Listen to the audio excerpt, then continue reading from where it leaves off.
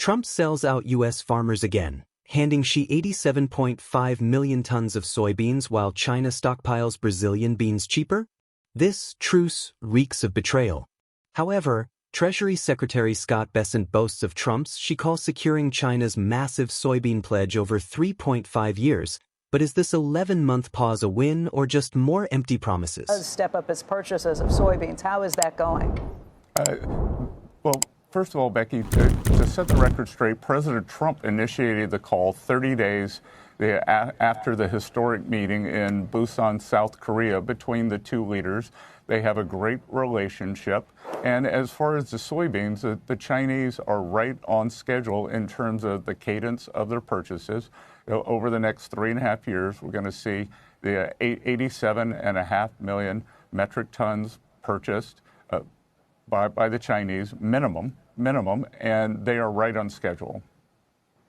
There have been some reports coming from China where their take on this talk is a little different. At least what they emphasized in the talks was a little different. They bring up both Ukraine and the U.S. position and the Chinese position on Taiwan.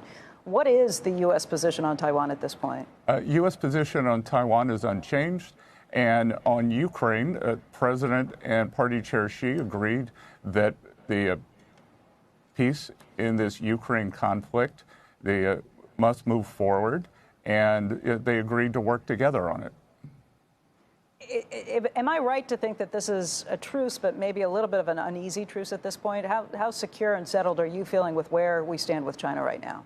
Well, we have a 1 year, what I would say, pause. And Becky, what I feel very good about is the relationship between the leaders, because when the leaders can have calls like this at the highest level, then bad things don't happen. It was the strong relationship, President Trump showing leadership that sort of calm things down between the two countries. And look, we're always going to be rivals. We're always going to be rivals. That's natural. But are there things we can do together? Yes. We have the relationship in a good place. President Trump is going to do a state visit to Beijing.